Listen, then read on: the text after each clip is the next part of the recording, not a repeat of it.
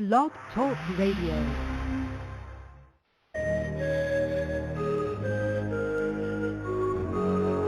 Paranormal Radio.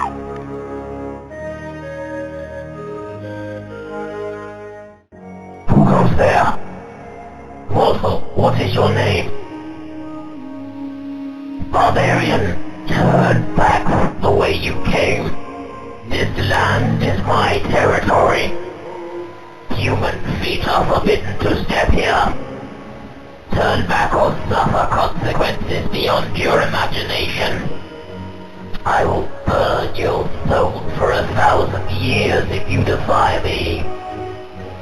Turn back now!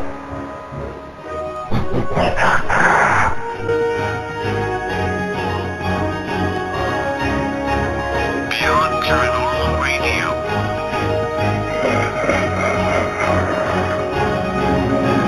UFOs, crypto, ghosts, demons, everything there is to know about in the paranormal world.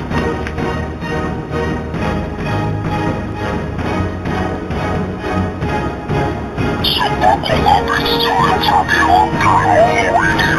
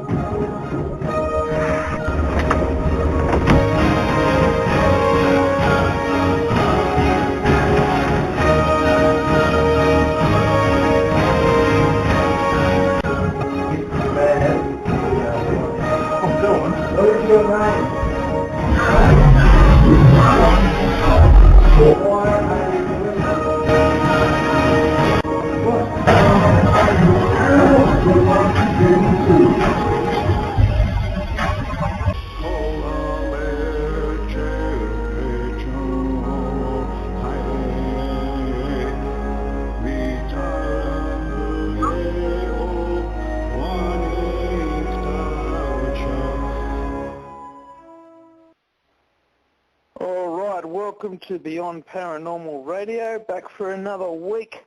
It's been needless to say, a very interesting week leading here today. At one stage this week, I didn't think we'd even have a show with all the guests for this week pulling out, thanks to that lovely thing called Valentine's Day. But what we'd like to do is just jump straight into the guests. Now we've got Jill Wilder and Bill Householder on the line. Welcome to the show, guys. Hey, how's it going? What's up? Good. It always never fails to amaze me. You know, I'm sitting here in Australia. You guys are in two separate parts of the States, and here we all are talking on radio. Hey, I think it's awesome. Yeah, it's pretty cool. Yeah, I think it's amazing too. And before we actually jump into it, Jill, I thought I might ask you the hardest question that you've probably ever been asked. And I've got to ask, how did it feel to win the Miss Legs competition? Let me tell you, I was exhausted, tired, everybody looking at my legs and stuff. Man, it started out okay, but then it's exhausting, you know, like looking at your hot legs, you know. And so then my husband got upset and started choking people, so, yeah. Thanks, Ed Becker, for that. Because Edwin was saying that he's actually looking to sell posters. That's internationally famous. Oh, right. Everybody's saying I have chicken legs, basically. Bird legs. Funny. Yeah, Lord. No. Well, Edwin actually said to me that you'd probably swear if I asked you that, so I'm a bit disappointed that you didn't. That I would swear at him? We had who, at Ed? Yeah. Well, yeah, Ed they want to hear you cuss. Oh, shit. There we go. Oh, not on the radio. Well, what did you want me to say? only joking.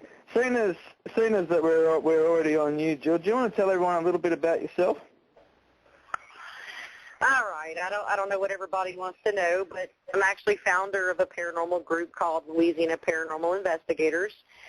We've been doing this for about 4 years. I've been actually investigating with a team for 4 years, which is a little different, but I grew up in a house that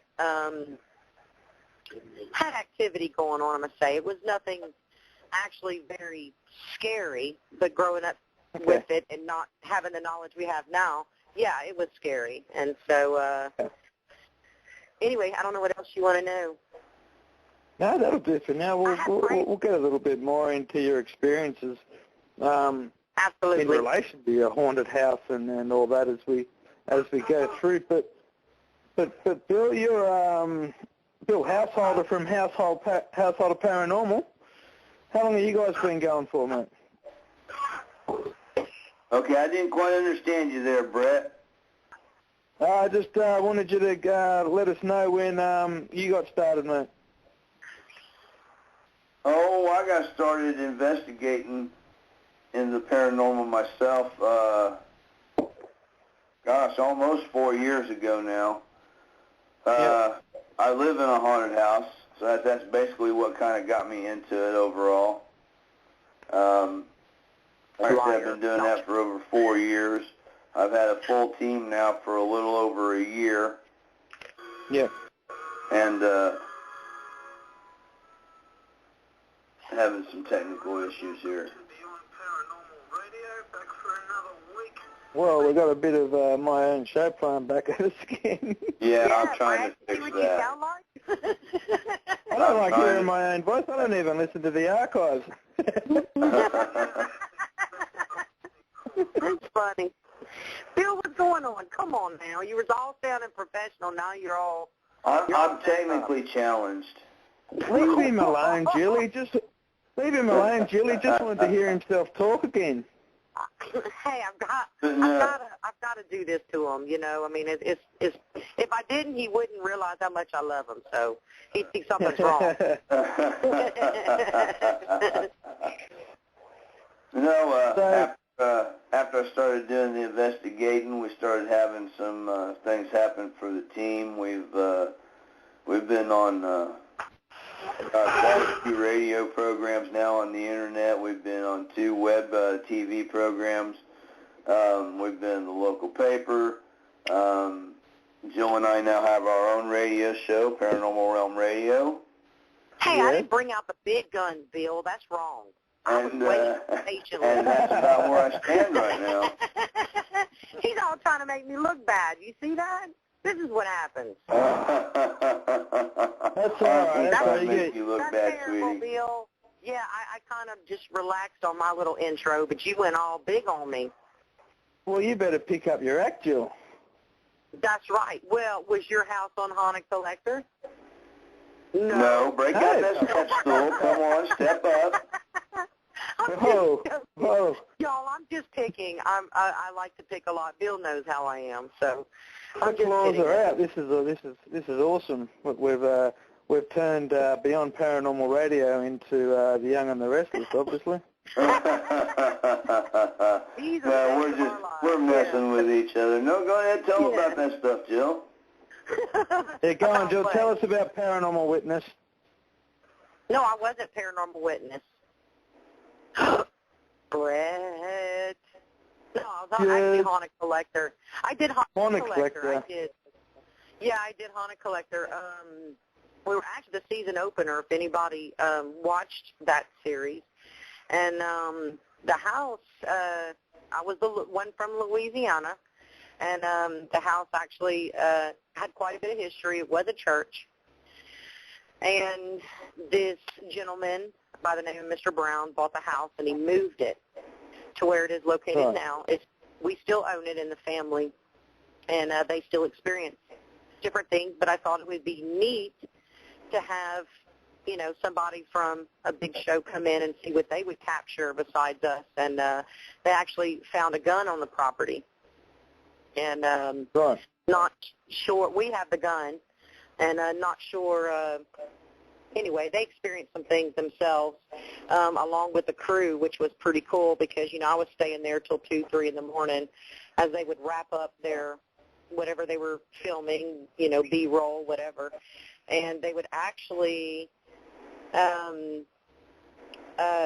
freaking out. They would see things, and, at one point I saw something at the back door, and I was talking on the phone with my husband, and I thought it was one of the film crew people, and it was just, when I looked up, it was quickly, and it left. And so when actually one of them came out, I said, "Are y'all through? Are y'all ready?" I said, "Because I'm I said, "I saw y'all at the back door," and they said, "We're not at the back door. We're at the front of the house." And he said, "You saw something?" I said, "Yes, sir, in the kitchen at the back door. I thought it was one of y'all," which is nonchalant to me. I'm used to seeing that. And he was like, "Okay, well, we're ready to go now." And, I mean, they didn't even stay, close the house up. They were gone. And I was like, wow. And I was talking on the phone with my husband. They just left me myself to lock this house. I mean, I've never seen somebody pack up over just me saying I saw something out the back door, It was just, It was crazy. It was a crazy experience. And but it was a good one. I mean, I met some really, really nice people. And, they were respectful. So it was interesting. Like how scary did it actually get for you in that house while you were living in there? The experiences I had in there? Yeah. The experiences were cool. As far as I can remember, the first memory of the house actually was, I remember playing in my room. My room was the very front room, and Brian Kano from Haunted Collector will vouch that this room he felt the most in. There was a lady that was in black, and she was actually standing kind of in the doorway of my closet.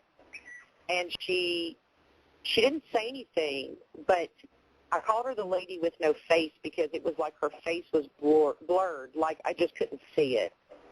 And, of course, she frightened me as a kid. So I took off running. My mom was like, "No, you must have been dreaming, taking a nap," what have not. But as we grew up with it and got older, everybody started talking about their experiences because we didn't talk outside of the house of what happened.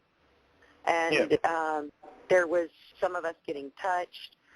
They would move things. Like I would blame my sister, you wore my ring. Where is it? And she's, "Jill, I didn't wear your ring." And, we're arguing.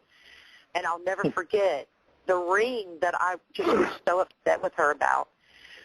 I stood up, and what was weird is where my bed was located was right up underneath my fan, and I stood up to turn the fan on. And when I did, I'm short. I'm 5'4", and so the shelf is like I have to get on a stool to even attempt to see on the top of the shelf. It's way up that high. And there was my ring way up there. Now, I mean, why would it be up there? Everybody experienced the up and down the hallway. We had a really long hallway. And so you would always hear footsteps up and down the hallway. My mom experienced stuff. She would think my dad is coming to bed. Something would open the door and actually shift the bed, but it wasn't him. Just different things like that. Okay. It wasn't harmful. I mean, it wasn't, but it was scary to us being young, not understanding what is going on and have no one to talk to. And so that's really when things are just moving around on their own, it is pretty hard for a kid to really understand the concept of what's just happened. Absolutely. Well, there were 7 of us. So I have 6 other brothers and sisters. So all of us at house, and then when we started talking about it, we actually referred to it as our friend. Our friend visited us.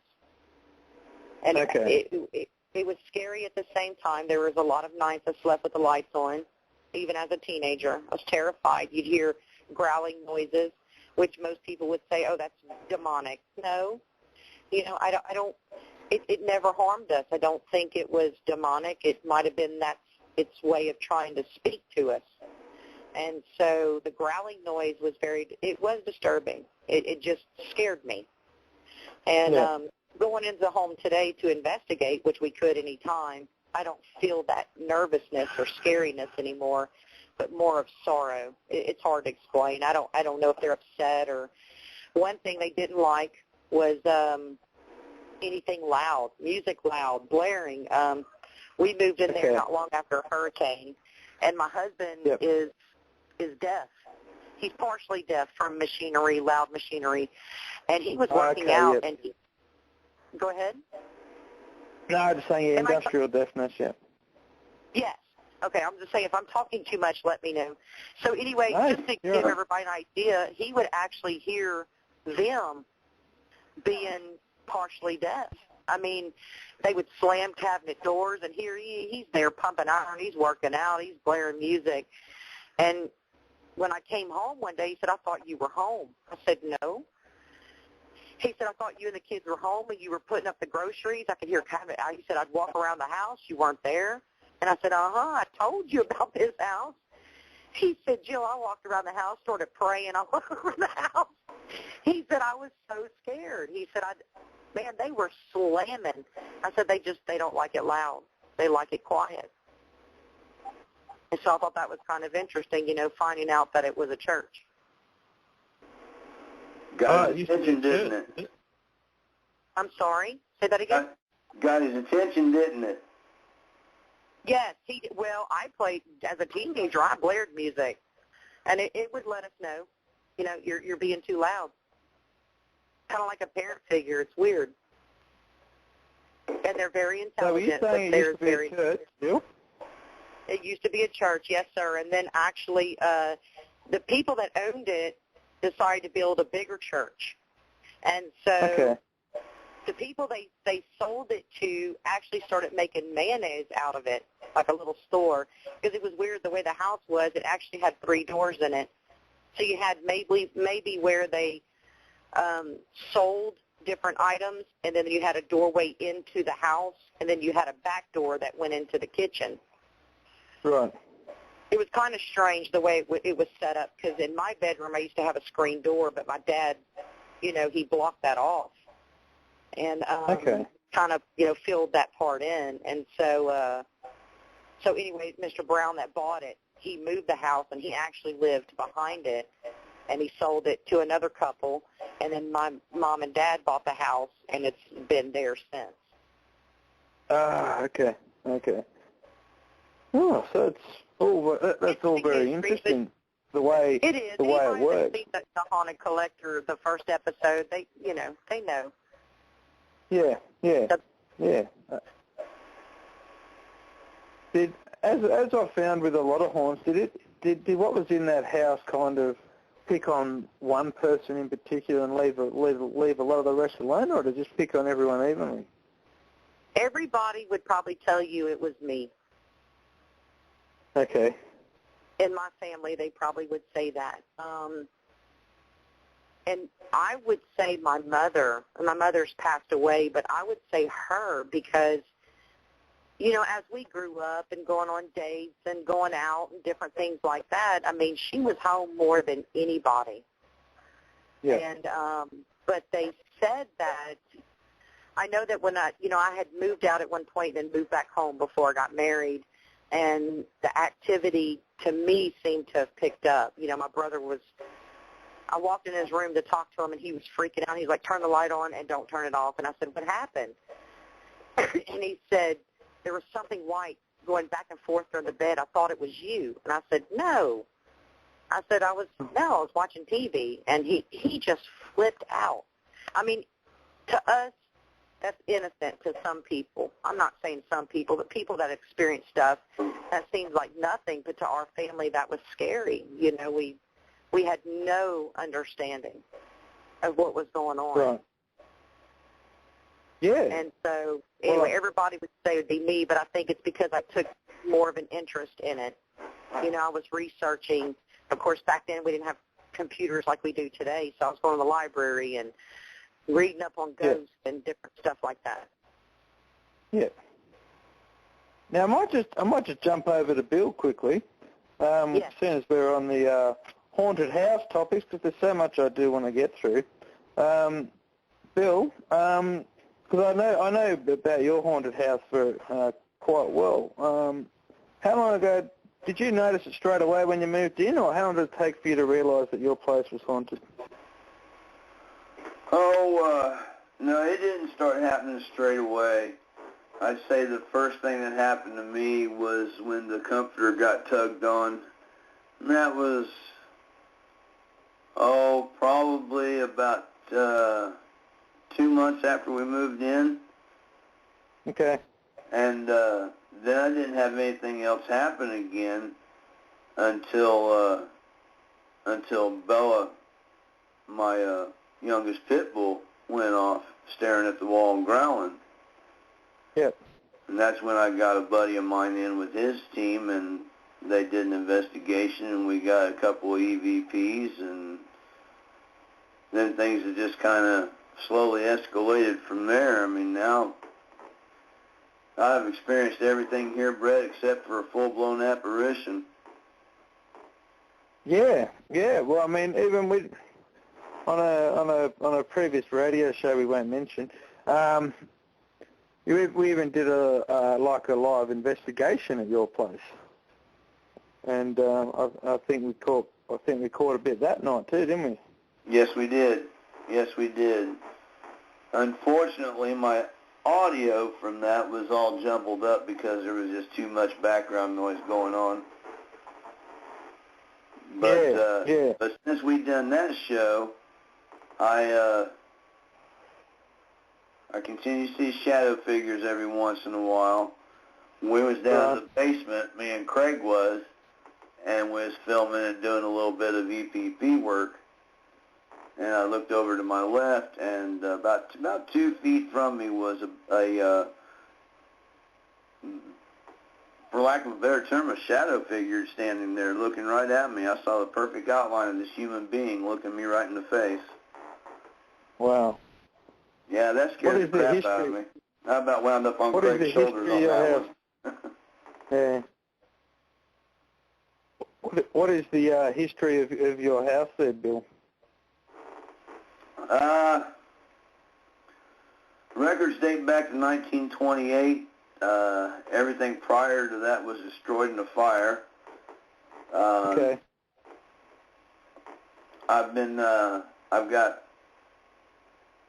There's been 11 different owners of this place.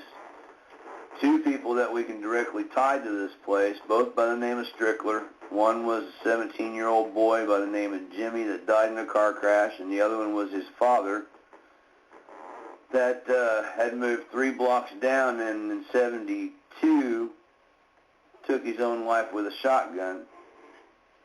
Okay.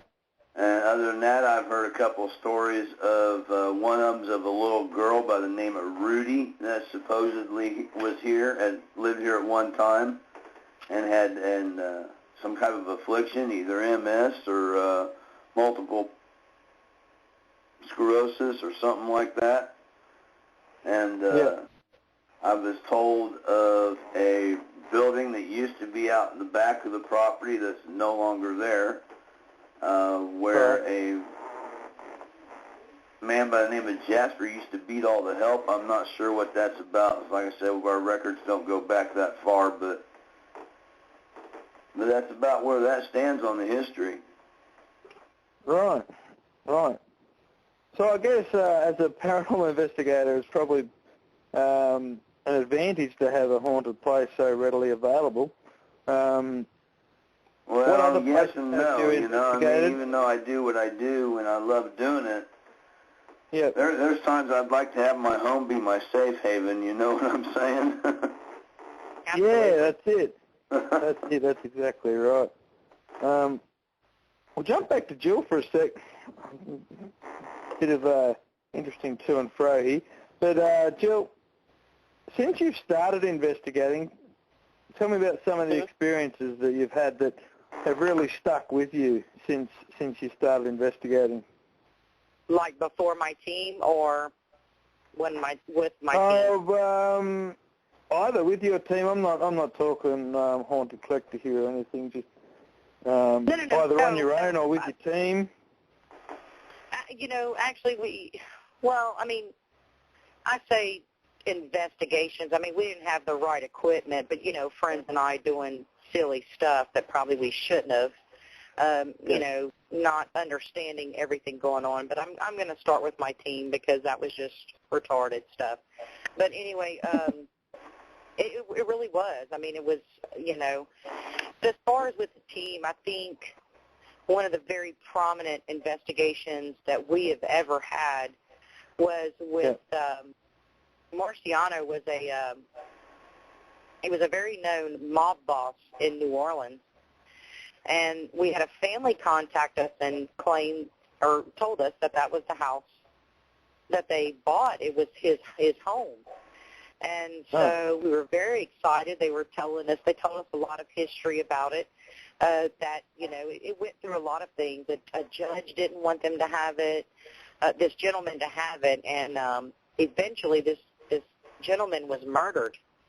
And the girl, believe it or not, with the story, the girl was naked, and she had went to a neighbor's house. She was full of blood and screaming that someone had come in and murdered that guy.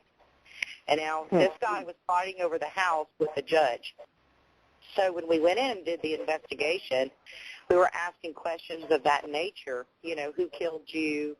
What happened? We got the answer, the judge. We also asked who did it, and we got the response, she did it. And so I thought it really stuck with me because I thought it was interesting that along with what they told us, I was kind of going, well, maybe some of this is folklore. That was actually true. I mean, well, the answers we got were legit. Yeah. You know, and that case has always stuck with me because it was amazing. It was an amazing case. House was beautiful. And everything that we've asked, it was a very intelligent haunt. It responded to everything that we asked. Never had a case like that. You know, there is one other one where we actually caught a ghost walking across a hallway. We have never caught anything like that since in the 4 years we investigated. So, you know, I think that's a rare catch. It's a rare find. And, but, they explicitly, when, you know, they were attached to I believe it was the grandparents, and they were attached to their grandson. And so when he went to bed, they came in. They were around them. Yeah, like those full-body apparition ones, they are rare, but, gee, they get your heart going once you catch them.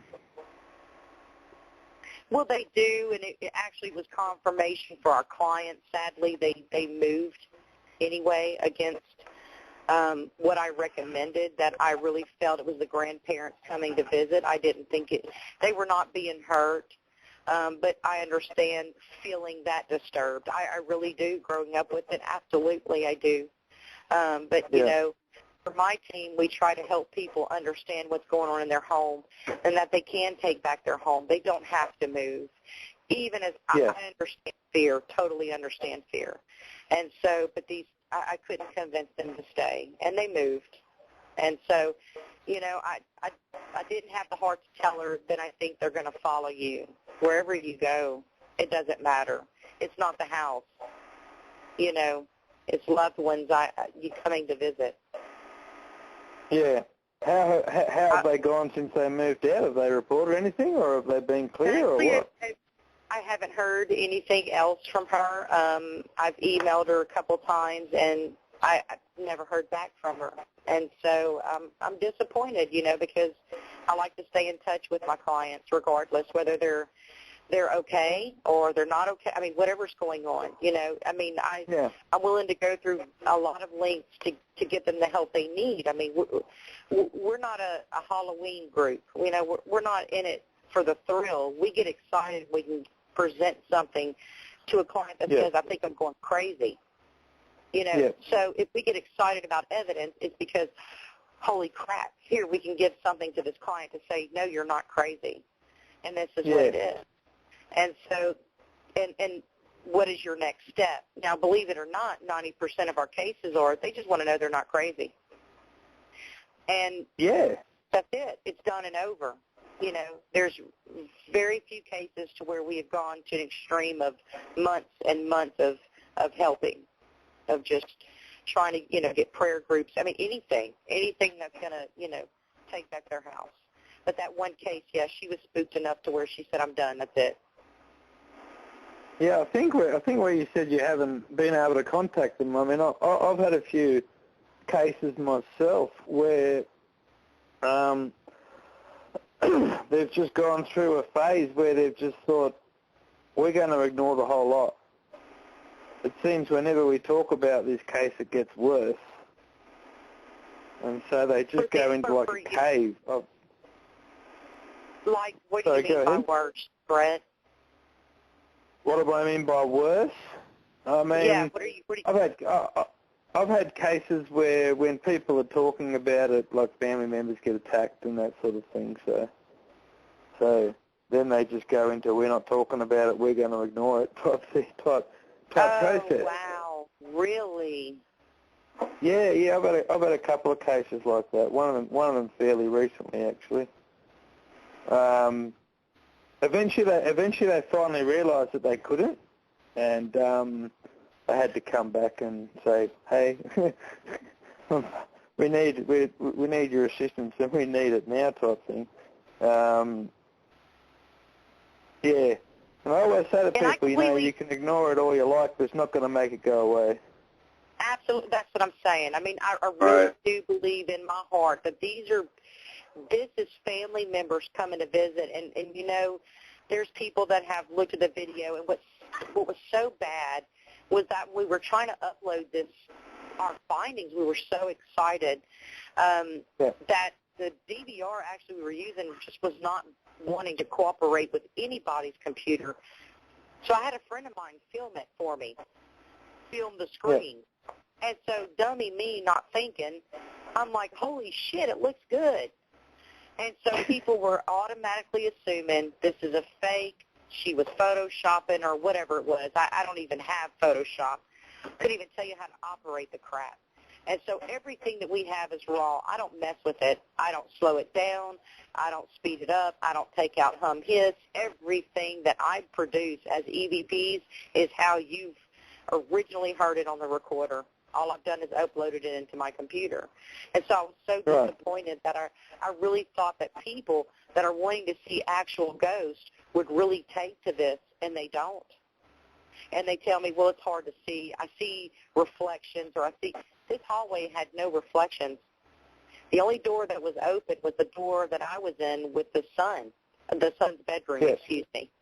We were investigating in there when it happened, and the team radioed me and said, Jill, stop. You have to come see this. And we stopped the investigation just to see this. They saw it on the monitor. So it just actually kind of upset me that people will take to this fake crap quicker than they'll take to something that's really legit. I have never posted another video after that because we've never captured something so awesome like that. And after the I understand 100% where you're coming from. Exactly, Jill. I had one exactly like that, and it was actually at an old asylum. And of course, at the time I didn't see it, no one saw it. But later on, when I was going through the DVR footage, I noticed I was walking down the corridor of this asylum, and there's this black figure following me down the hallway. Oh, wow. And I put it online, and of course everyone's calling it fake.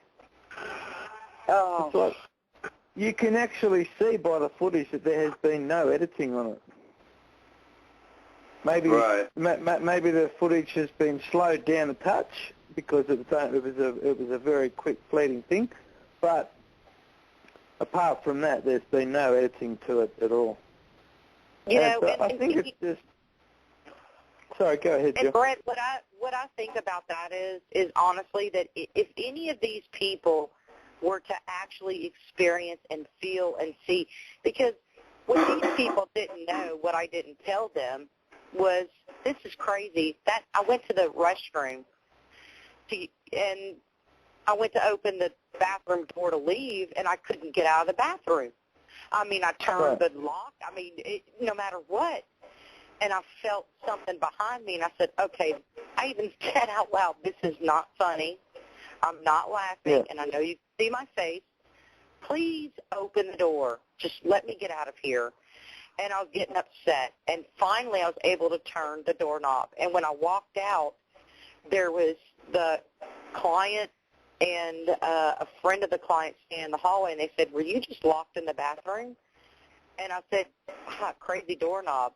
And they said something, but I disregarded them because I wanted to go see the kids. And I went and sat with the oldest daughter, which is a teenager, and I said, "How many times have y'all been scared of your doorknob in the bathroom?" And she said, "What do you mean?" I said, "Y'all got to fix that or something." And she said, "There's nothing wrong with the doorknob." I wanted to make sure that's what I was actually experiencing. So if she would have said, yeah, sometimes it locks weird, then I would have known, but no, I felt it. I knew it was there. There was actually a medium with us, and she said, they were laughing at you. They thought that was funny. This is a jokester. And they thought it was funny that you were stuck in the bathroom. And I was like, yeah, well, I felt somebody behind me, and it was not very funny. I was like, I was trying to come out of the bathroom to do an investigation, and I said I was more angry because it was not funny at the time, not that I was scared. Just, hey, let me come out. And so anyway, it's just a shame that they moved. And I found out the grandfather was a prankster. He liked to play jokes, especially on his wife. And so that was just something that they did together. So when people tell me, well, this is a fake and a phony, well, you weren't there. You didn't experience what the whole thing did. Yeah, Bill, So, with that evidence thing we talked about before, do you have any experience with that sort of carry-on? Okay, say that again, Brett. With that evidence thing we talked about before, where I really think it's just a jealousy thing where everyone's carrying on about people's evidence as being fake and stuff. Do you and Household of Paranormal ever have issues with that? I think the more solid your evidence is, the more people say it's fake. Yeah. Yeah, I think you're right. That just seems to be the going trend these days for some reason or another. The only response that I really have to people is, you know what? If you're not at the investigation, you got no room to talk. That's exactly right. But, I mean, if the evidence is there in black and white, and it's a good piece of evidence, why can't you turn around and shake the person's hand and go, well done, good catch? Exactly. That's the big issue I have, and I'm probably going to get shot down for this one, but this is where I think the para-unity slogan falls apart. And I think we need to forget about para-unity. I actually made a banner up for this last night. Screw para-unity, let's go for para-respect. Para-respect, yeah, there you go. And that's where that comes into it, like if people are going to look at someone's evidence, and it is a good catch, turn around and shake their hands, give them a whatever, and say, good catch. Give them a pat on the back and say, there you go, good job. Yeah. And instead of knocking each other down, why don't we actually start assisting each other? No, because it's a jealousy amongst paranormal teams. You have, this team captured all this, then let me badmouth how they do things. Or you have a team that wants to, they think that the way they do things is the way it's supposed to be. So they want to teach other paranormal teams. I got news for you. Everybody does things differently. Everybody. That's exactly right. There are teams that do things differently that I may not like, but that doesn't mean I have to join a paranormal thing with them. I don't have to. If you're using Ouija boards, then go right for it. I don't care for that kind of stuff. Even though it is similar in investigation, what you're doing using a recorder or whatever, you're kind of doing the same thing. But I don't know I don't like Ouija boards. I'm sorry, they freak me out. That's the whole reason why I won't hold a voice recorder while investigating. Because I do consider it to be like a Ouija board. But where the issue comes in with the Ouija board is you've got people sitting in a circle holding on to something, and some people I've seen do a little ritual thing before they do it or whatever. But essentially what you're doing there is you're turning that thing into a portal. Yes. And the issue with that is you can't control what comes through a portal. No, I don't hold any of my equipment, and my husband has been on investigations with me that he can vouch for that. I don't hold it. When we go room to room, that's the only time I hold it, and I always set it down away from me. And that's for many reasons. That's one of them. Number two is because I might run the mic on accident, different things like that. Yeah. So none of it, K2 meters, EMF detectors, whatever you use, that stuff sits away from. It doesn't sit. It sits by me, but I don't ever hold it. I don't touch it until we leave the room. Never. Now, see, we do it just the opposite. Well, I mean, actually, we'll do it both ways. There's times we'll set it down and walk away from it a little bit, and there's times we'll stand around holding the stuff. Yeah, I mean, this is the whole thing with the paranormal. Like, there doesn't have to be a right or wrong method, you know, because it is something that everyone's going to do it their own way, and this is where para-unity falls apart. Right. Everyone's happy for para-unity as long as you do it their way.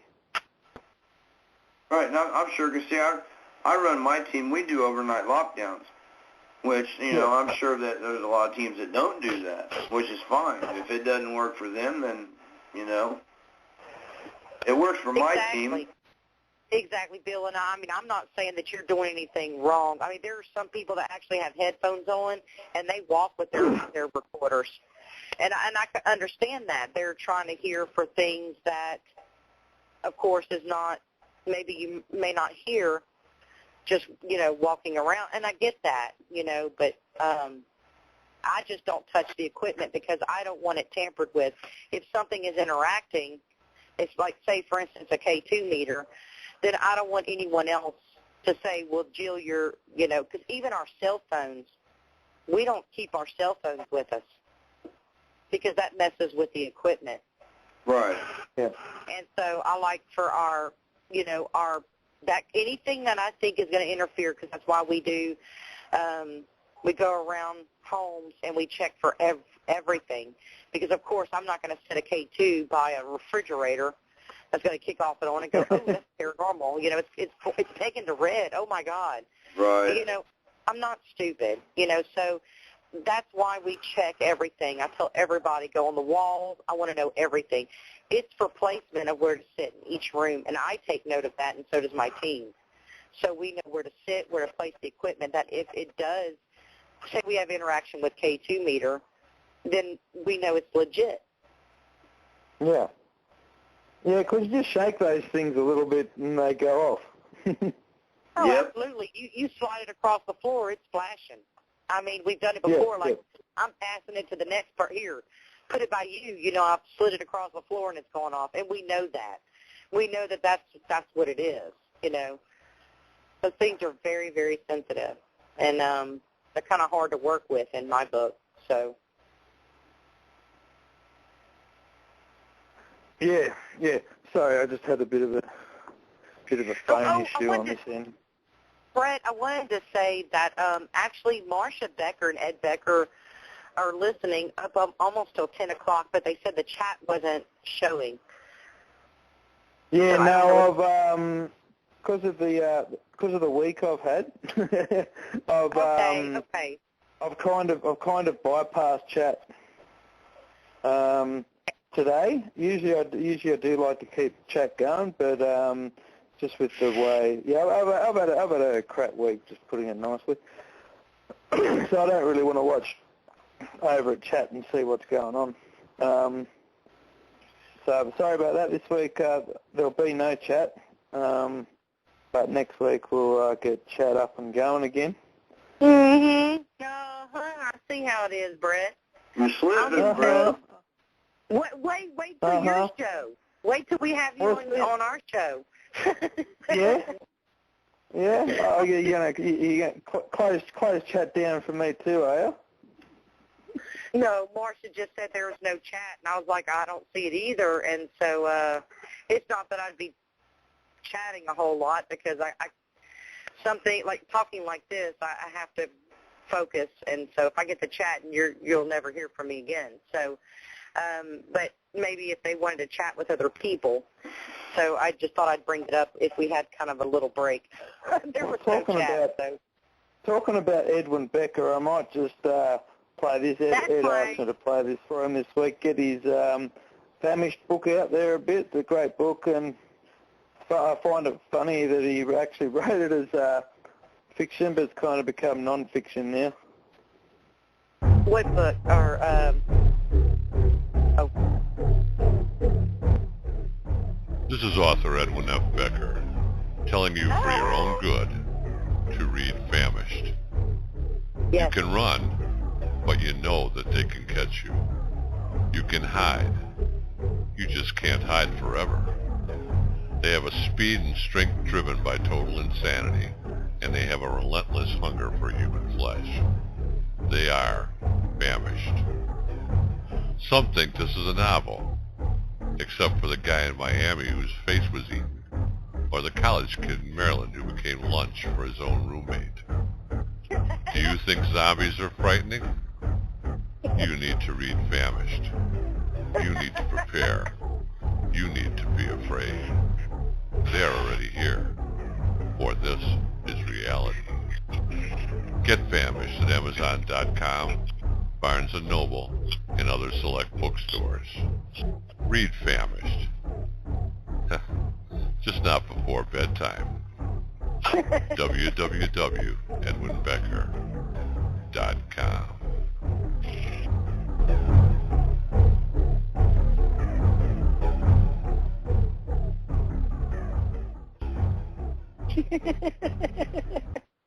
I have actually read that book of his, and it's actually quite an amazing book, especially considering all those zombie things you've got going over there in the States. Well, you know, I am of The Walking Dead, so I watch that. I love that show. Yeah. And but, you know, he never talks about Death List, and I wish he would, and I know he's listening right now, so Ed, please talk about Death List. I've told him a lot of times that is one of my favorite books, and I don't know if y'all have ever read it. I mean, it's really, really, really, really good. And I wish he would promote that one a little more too. I think everybody would like that one. Yeah. Well, I mean, I'm not going to tell you what it's about. But I'm going to quiz you on. I'm going to quiz you, so I hope you read it soon, because I'm going to quiz you when you're on our show. Oh, really? About Death List. Yeah, about Death List. Well, so I better get a hold of a copy of that then, eh? Edwin, if you're listening. Yeah, Ed's listening. Oh, yeah, he's listening. Oh, yeah. Yeah, you better get it quick, because I'm gonna quiz you on it, because I really liked it myself, and he just doesn't promote it like I think he should. And anyway, all right, Ed, there's my promotion, sweetheart. Hey, Bill, apart from your own haunted house, tell us about some of the investigations you've done out there. Oh, we've done places like Mississinawa 1812 Battlefield. We've done a place called Okefenokee by Salamone Lake. I do private residences as well. Last private residence one we had was back in August. Okay. Back in August, we did 2 properties for this lady, one back-to-back. Tell me about. I asked you the same thing I asked you. What was one of your most memorable experiences as an investigator so far? One of my most memorable experiences? Yeah. You know what? Actually, I got 2 that probably tie. Okay. First one would be watching a little 3-foot shadow turn into a gray ball of mist and follow me across the room. That was witnessed by one of my other investigators as well. And the second one was seeing that shadow figure I told you about earlier, standing just 2 feet from me down in the basement. And that was witnessed by another investigator as well. Yeah, that sort of thing would do your head in every time. Yeah, I don't think I'll ever forget right those. Yeah, well, I mean, everyone's got different opinions on what shadow figures are. What do you guys think they are? Well, Judy, you want to go first? Okay, are we talking about shadow figures? Yes, ma'am. Yeah. Okay, are we talking about a specific color? No, everyone I speak to seems to have, there's so many varied opinions on what a shadow figure is. So I just wanted to get your opinion. Well, I think dark is dark. Okay, dark is dark. I mean, that's my opinion. And 50th Street House heard a noise, got up, watching TV, walked through the kitchen and looked down the hallway, and something white went through. It actually moved my bedroom door, which was cracked. It slipped right through it. So shadow things showing up as dark, I think, is dark. I don't think it needs to be messed with. I don't think it needs to be played with. And, I'm sure for some people it's a great capture, and I'm sure it would be for me. But it's not something that I would go and devil and play with and hopefully people aren't, or other paranormal teams that are listening in, hopefully you're not taunting things to get them to come out. That's just a big no-no. If it's something I can capture from a distance, absolutely.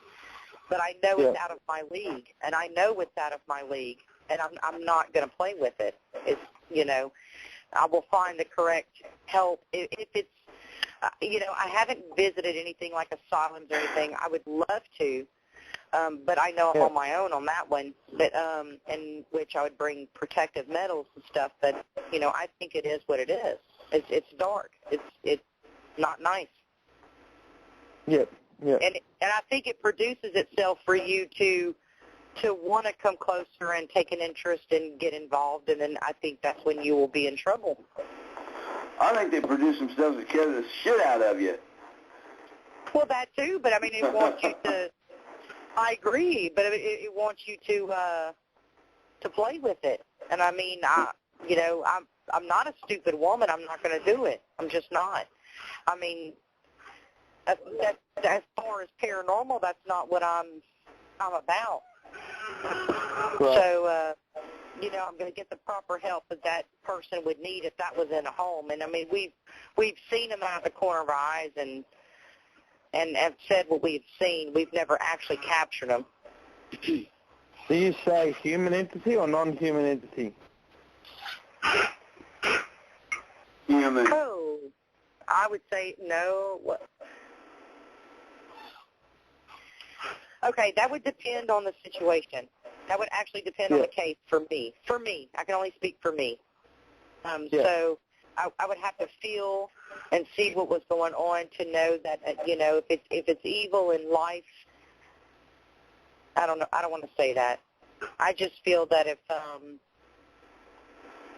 if you're evil in life, unless you repent, I hate to get religious, but unless you repent, then I believe you're evil in death. So, I mean, that's kind of hard for me to say. Yeah. Well, I mean, everything I'm chucking out there now is just based on opinion. It's not based on anything factual or anything. I mean, I've got my opinions on it. It's hard to say, Brett, honestly, because in all honesty, if it's of a demonic nature, it's going to mock. It's going to do different things. I mean, if you had an uncle that said that was mean to you and I don't know, was just really brutally mean, who's to say that was your uncle? Maybe it was whatever was attached to him, and that's what's continuing to do. If it was continuing to haunting you, then that's what it is. I don't know. I really don't know. I don't live in that realm to say, yes, Brett, it is your uncle's, actually, that's probably from the pits of hell coming back to beat the shit out of you. You know, no one can honestly say that. I mean, I'm being serious. No one. If anybody tells me that, I'd have to, seriously, we're going to have a talk because there's no way to know. So if I'm seeing a black shadow, I think it's dark, and my immediately thing is to say, you know what, this is out of what we do. I can't, I can help you, but I think we need to expel it. We need to get rid of it immediately. Why investigate it? Why play with it? Get rid of it so you can have a peaceful life. That's what I would look at it as. Yeah, well, I mean, even as a demonologist, if I'm going into a case that has all the demonic signs, I'm not going to do an all-night investigation. No, it's going to be completely different in your case. I'm going to go in there and investigate to try and see if I can get something to prove that it is a demonic case. From there, and then move from there to put it into action. I guess that makes me the minority then, because I would go ahead and do the investigation. Bill, absolutely not. You know, it's one of those things I lived and I learned. That's all I'm going to say. I lived and I learned. I learned from an experience, and I know better, and that's it. If there is something, usually for me, I don't know how it is for everybody else, but when I pull up to a property, I can tell right then and there, this is not where I need to be, or, okay, this is something of maybe a good-natured case. Now, am I going to perform the case? I am, but I'm going to tread with caution because never do I provoke. But if I feel sick, nauseated, any type of those feelings, then 9 out of 10, I'm going to tell them exactly, this is what I'm feeling right now. This is not good. Mm. But that's like I said, everybody, this is my strict opinion. So, well, I prefer to go ahead and do the investigation so that we can document evidence. Well, I mean, I've got footage up on my YouTube from demonic cases from the actual investigation that I've conducted, but the moment I've gotten to a point of being able to confirm that what this is an extremely malevolent haunt and possibly demonic from the signs that are there, then I will stop the investigation there, and I will work on getting rid of the damn thing. So I mean, yeah, I'm partially with you, Bill. Well, you got to document the evidence. I mean, that's why we do what we do. Well, I can't say that's why, but that's part of the reason why we do what we do. No, wait a minute. I've never said I've walked away from a case. I've never. No, I didn't say you did, sweetie. But there are things that are beyond my control. Yes, I can document all I want, but that is beyond my expertise. Let me say this. I'm not going to fake that, hey, I can do this when I really, really can't. Now, if I can go in and pray over a home and I know my faith is strong and I can, then I'm going to do it because I know I can. But I'm not going to walk into something, put my team into jeopardy if I feel it's that bad. We have never been exposed to something out of our expertise. Let me say that. So I've never walked into something that I thought was so horrific. We need to go. Okay, let me say that. Let me say this then. I haven't come across the case to where I have had to do that yet then. Absolutely. That's right, Bill. That's what I'm saying, and I know that about you, and you know that about me. I'm not going to jeopardize my team either. But I would like to sit here and think that we would be able to cowboy up and go ahead and do the investigation. But, you know, if it gets too crazy, then yeah, I guess I could see me pulling the plug. Oh, you'll know it. You'll know it. I mean, especially if you've never been scratched. Seriously. I mean, Brett, I don't know if you've ever been scratched. I know I have. Oh, yes. That crap hurts, and it burns through and through. It feels like knives have gone all the way through to you to the front and just sliced down. It brings you to your knees, almost to the point you think you need to go to the hospital. No, I ain't been scratched yet. Well, you see, I won't walk out from being scratched, Jill, but, I mean, if... I'm trying to work out how to describe this better, but if a member of my team all of a sudden goes off into la-la land, for lack of a better term, and pretty much starts becoming a little bit unresponsive, then that's the time to get them out. Yes. And I have had investigations where I have had to do that, where people on the team have, like, I think there's a video on my YouTube, actually, where my mate just went off into la-la land. He just walked off. And we kept a close distance, keeping close to him, trying to work out what was going on. And then all of a sudden he just stopped and looked off in the distance. And I went off and started talking to him, and then he didn't respond at all. And so in the end, we just grabbed him. We grabbed him pretty much and just all but dragged him outside. Crap, and I hate to ask you too much questions, but because you're going to be on our show. But I mean, where were y'all? That was at a Callan Park Asylum. It was a mental asylum. Oh. But I mean, 5 minutes later, I said to him, dude, what the hell is going on in there? Like, and he said, I don't know. He said, I stopped and somebody was talking to me, and I was standing there and listening. What did they say? He couldn't tell me. Wow. Oh, yeah, total blackout, huh? Yeah, that was. It was complete, total blackout. I mean, that's happened a few times at that asylum. So, I mean, it's to the same person? No, not to the same person, different people. Okay. Okay, I was going to get worried. worried. If it was the same person, yeah, I'd probably be saying it's time to give up investigating, man. Well, for them, yes, because I take it that they're very, very vulnerable and absolutely wouldn't want to jeopardize. Maybe most people would say, okay, they're possessed or whatever, but I think that makes them vulnerable on an investigation that they need not be there. I sincerely can say that was close to that was attachment level. It wasn't possession, but I really can sincerely look at that and say that was full-on attachment.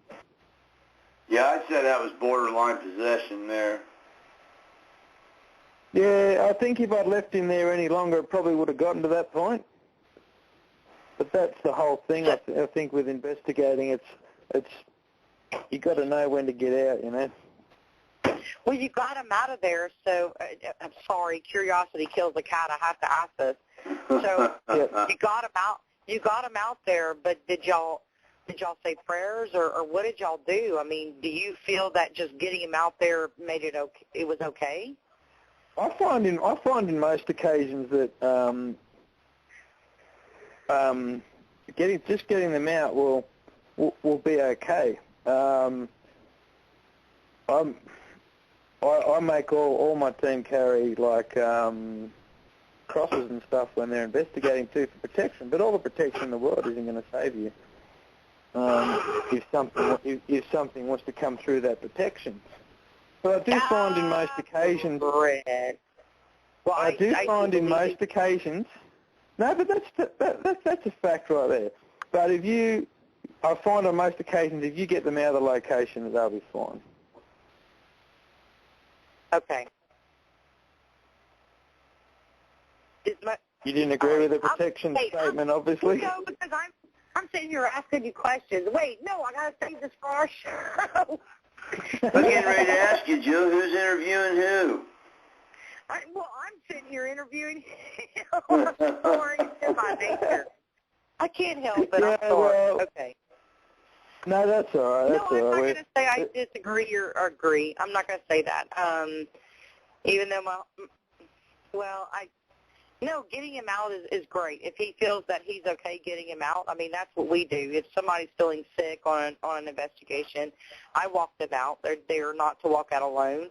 We don't ever investigate by ourselves. No, I agree. If they feel better walking out, I do tell them you're not allowed back in because you're susceptible. Right. Whatever's going on in this house or whatever's going on with you, it's attacking you, so let's not do that. Let's not go through that again. And so once I tell them, once you've walked out, that's it. It's not to be mean, but I'm protecting you. You don't understand. So, you know, so I agree with you. Walking out is the best thing. Not running, walking. Yes, I always tell people in these places don't run, especially because half these places are fairly run down anyway, so you're bound to hurt yourself if you do, just on that reason alone. But anyway, we're sort of coming to the end now. Jill, do you want to just let everybody know where they can get a hold of you? Yes, they can get a hold of me at, actually on Facebook, Jill Borel Wilder, or you can contact me through Paranormal Realm Radio. You can also contact me actually through my group page, which is Louisiana Paranormal Investigators. Excellent. And Bill, where can everybody find you? Well, usually sitting at home on my butt. Okay, well, if people aren't over in the States and they want to find you... No, anybody wants to contact me, they can get a hold of me on my timeline on Facebook, which is Bill Householder, or any one of Household Paranormal pages, and Paranormal Realm Radio, which that reminds me, you're going to be on there in a couple of weeks here, ain't you, Brett? I sure am. And Boy, we got a show for you, brother. Well, I'm looking forward to being on. I'm not sure about the evil laughing, but I'm looking forward to being on.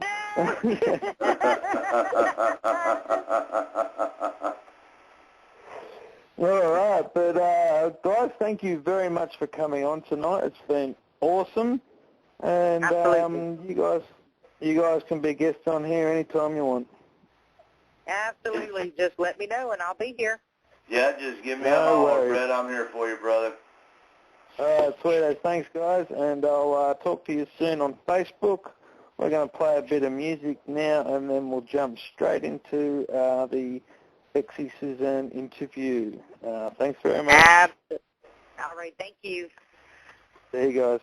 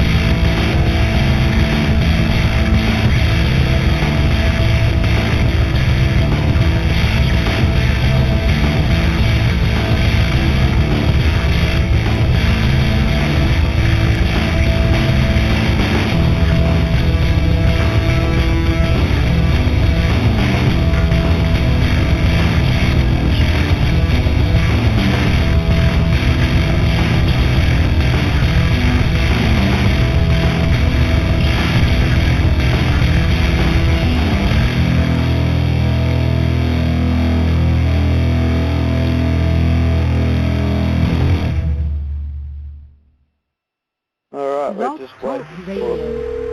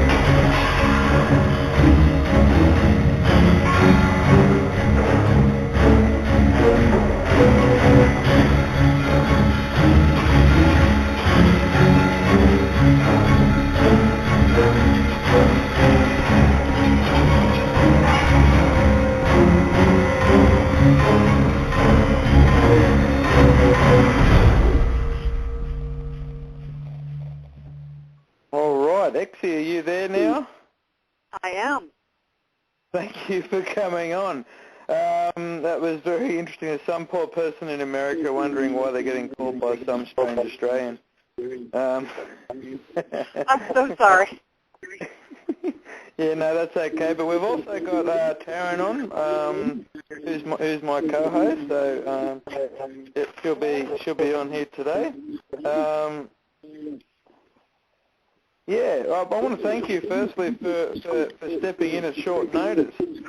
I didn't actually realise that. I did realise that it was actually this show is actually going to air on Valentine's Day in the States, and both the guests I had on cancelled. Oh, that's quite all right. We're not a big Valentine's followers, so. Cool. What was your book called again? Sorry, it's just slipped my mind. That's okay. I'm getting real big feedback on the phone. Yeah, hang on. Is that better? Oh, 100%.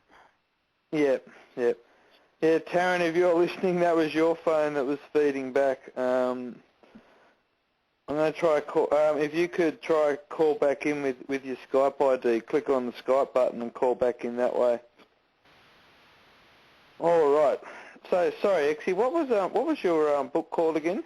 It's Welcome to My Paranormal Life. That's right. Yes. So I guess the first question I had when I read about your stuff is you're fairly new coming out talking about this. Can I ask why it took so long to come out and talk about this? For me, because I wasn't sure how accepted it was going to be, and that bothered me. And okay. I did. I have a now he's 22-year-old son, and I didn't want people to pick on him or tease him. And now, he's old enough and big enough, and he would take back. But also, I've gotten old enough that I really don't care what people think anymore. I know what I see. Yeah, that's a good way to be, I think, especially within the paranormal world, because I've found it myself, especially lately, that the paranormal is a very cutthroat place. And I think, it really can be. Yeah, and I think if you spend your time worrying about what people, in essence, when it comes down to it, the people that are carrying on like this, you don't really, for lack of a better term,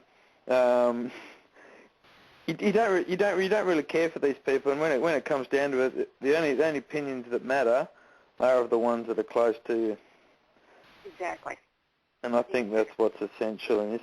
So this ability that the gift that you have, at what age did you realise that you had this gift? The more I've thought about it the last few years and really concentrated on it, the first real big thing I saw, I was 12. But I really think it was much sooner than that, maybe 6, 7, 8, somewhere in there. I started to know what feelings people had. Like I could walk into a room and I could tell if people had just been laughing or had had a fight. I could feel it. Yeah. But I thought everybody did that. So it was no big deal. Yeah. So I can't really pin an age on it other than when I was 12 and I had an actual grotesque figure up here in my closet, which is utterly cliche, but it was the truth. Can you describe this figure? He was cloaked and just grotesque, the face, pockmarked and kind of real just gray. And the room was dark anyway, so we were probably in shadow would have looked gray regardless. And just a big nose and like really pronounced forehead region, like the eyebrows, real Neanderthal-ish in that area. Yeah, but then the rest, like shoulders, real slumped and slight and just creepy. Yeah. That would have been pretty scary for an 11, 12-year-old to see that sort of thing in your cupboard. I mean, everyone's freaked out by things in their cupboards anyway. Yeah, so I didn't tell anybody because I thought, oh my gosh, they're just going to think I'm a silly little girl and that I'm afraid of the dark. Well, yeah, I was afraid of the dark before that. I have 2 older brothers, and they used to play games that they'd come into a room and shut off the lights and scare you. So they'd already taught me to be afraid of the dark. So when this thing showed up... As all brothers like to do. I know. Yep. But, yeah.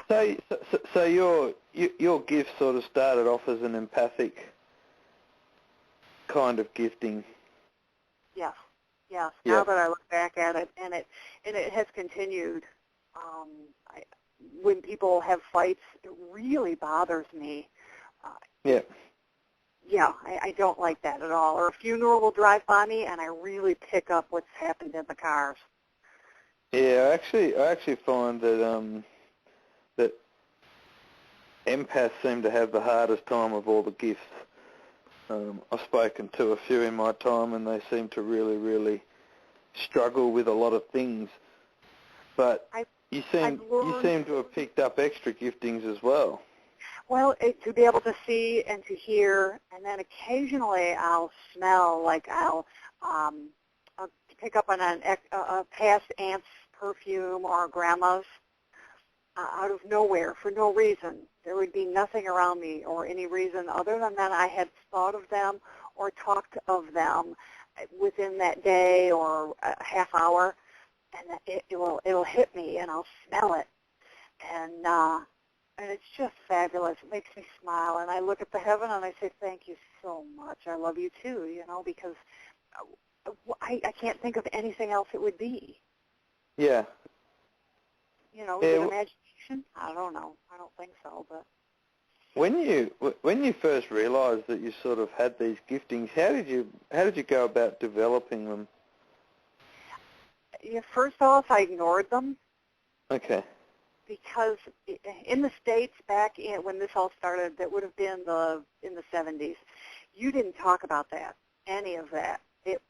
It just really, they'd have either hospitalized me, institutionalized me, or medicated me. And I would have been shunned totally by my peers, and it would have just been a train wreck. So you didn't talk about it, so that just kind of meant you ignored it, so you really didn't try to make them better or improve them. You kind of infer to them to like if you found somebody that you thought could relate to it, like a really good girlfriend, you called it your women's intuition or your gut feeling. Yep. And so it was our gut, and so we, and we kind of made it a joke, like through middle school and then at high school. I totally pushed it away, but in middle school it was kind of a joke. So how you feeling about this test? How's your gut? And things like that. But so it didn't really start to develop until I was out of college. When Okay. I thought I could be freer to, and that would have been mid-'80s, and it was a little more talked about, and especially, and then the last few years here, everything on TV is paranormal, and it is. It's really kind of taken off. It's been around for a long time, but it's sort of been a bit slow to take off. Yeah, how is it there? Pardon? Is it the same there? Is it on TV? Yes, it is. In fact, we're probably a bit further behind than what it is in the States there. Just quietly. It's a bit strange, that one. But as a kid, you must have had some really frightening situations as you were getting used to this. But was that figure the only thing that kind of showed itself to you? No, we had a little boy that would show up in the house. We lived in real Native American territory. There were settlers, and so the lands were well traveled. And this little boy, he was a settler boy, and he would just terrorize it because he wanted to play. And so he'd pop into the house. He was a haunting of the land. He didn't really haunt the house. You know what I mean? Yeah, he was something from outside of the house, but he'd pop in and just shut doors or make chairs creak, or he'd make loud stepping on the stairs, and he would do this, but he'd only do it after I was home alone. My parents would go out to dinner, and my brothers were older, so they'd go out, on a date, and he'd start this shortly, within a half hour of everyone leaving the house. I'd hear things, and there was a doorway from the outside into our basement, so I could never really be sure that it wasn't an intruder. Yeah. So that it was awful. Awful, yeah, that would have been. So he was a regular appearer, was he? Yes, and more or less he would stay. I hate to use the word invisible, but he wouldn't make himself show up. But he'd make the noises, and he'd shut the doors, and creak the stairs. That was his favorite thing. I still have nightmares about that. Okay. All these years later. Yeah, well, being home alone in a house or something, hearing those sorts of noises, it's just not what you want to hear if you're home alone. I used to lock myself in the bathroom. It was the only room in the house that had a lock. And I had a book. I had a book and a flashlight that I'd tape it up underneath one of the drawers. And so then I'd just wind up a towel, and I'd stretch out on the floor, and I'd read until I heard somebody come home. Oh. I know. Hoping they weren't coming under the door, hey?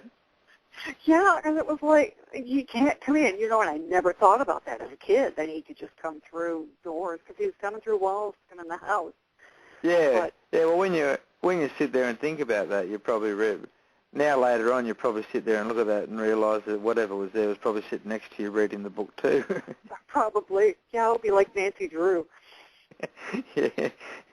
So I guess as a kid that it would have been just hard just understanding what the hell was going on. And so was it when you were in high school that you kind of realised that this wasn't the norm? Yes. Yeah, well, junior high, actually, middle school, junior high, I realized that other kids were just clueless and had no idea what I was going through and what I was feeling, and then I backed away from it because I thought, you want to be the same as everybody else at that age. Yeah. And so I let it go. And then my dad's sister, she lived in Washington, D.C., and she'd come for visits. And she noticed a change in me, and she sat me down, and we talked about this. And she totally believed in spirits and in reincarnation. And she was a huge Harry Houdini fan. And Harry Houdini,